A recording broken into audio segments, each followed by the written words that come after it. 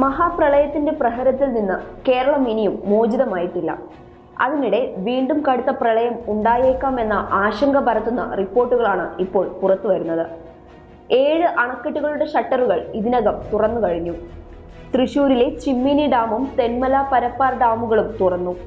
തെന്മല ഡാമിന്റെ 3 ഷട്ടറുകളും തുറന്നിട്ടുണ്ട്. അരുവിക്കര ഡാമും നെയ്യാർ ഡാമും തുറന്നു കഴിഞ്ഞു. മാട്ടുപ്പെട്ടിയിലെയും പൊന്മുടിയിലെയും ഡാമുകളിലെ ഷട്ടറുകൾ കൂടുതൽ ഉയർത്തുകയും ചെയ്തിട്ടുണ്ട്. ഇടുക്കി ചെറുതോണി അണക്കെട്ടിന്റെ ഒരു ഷട്ടർ ഉടൻ തുറക്കും. 40 സെന്റിമീറ്റർ ആയിരിക്കും ഷട്ടർ ഉയർത്തുക. സെക്കൻഡിൽ 50 ഘനമീറ്റർ വെള്ളമായിരിക്കും ഒഴുക്കി വിടുക. മുല്ലപ്പെരിയാറിലും ജലനിരപ്പ് ഉയർന്നുകൊണ്ടിരിക്കുകയാണ്. പമ്പ, മൂഴിയാർ, കക്കി, ആനത്തോട്ട് അണക്കെട്ടുകളും വൈകാതെ തുറക്കുമെന്നാണ് അറിയിച്ചിട്ടുള്ളത്. ഇതേ തുടർന്ന് പമ്പ, ത്രിവേണിയിൽ നടന്നിരുന്ന നിർമ്മാണ പ്രവർത്തനങ്ങളെല്ലാം നിർത്തിവെച്ചു. കഴിഞ്ഞ പ്രളയത്തിൽ നശിച്ചവയുടെ പുനർനിർമ്മാണമായിരുന്നു നടന്നു വന്നിരുന്നത്.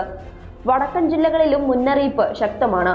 ബാണാസുര സാഗർ ഡാമിന്റെ ഷട്ടറുകളും കക്കയം ഡാമിന്റെ ഷട്ടറുകളും ഒക്ടോബർ 5 വെള്ളിയാഴ്ച വൈകുന്നേരത്തോടെ തുറക്കും.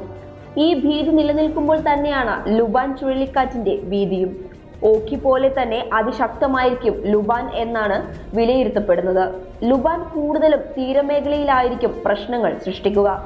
എന്നാൽ ചുഴലിക്കാറ്റിനോടനുബന്ധിച്ച് അതിശക്തമായ മഴയുണ്ടാകും എന്നാണ് മുന്നറിയിപ്പ്.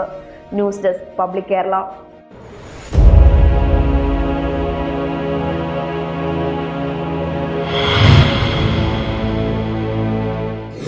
Public Kerala short film festival 2019 കഴിവുറ്റ പ്രതിഭകളെ കണ്ടെത്താൻ public Kerala short film festival 30 minute താഴെയുള്ള ഇംഗ്ലീഷ് സബ്ടൈറ്റിലോട് കൂടിയ ഹ്രസ്വചിത്രങ്ങൾ ക്ഷണിക്കുന്നു. കൂടുതൽ വിവരങ്ങൾക്ക് ബന്ധപ്പെടുക 7994422656 9495949878.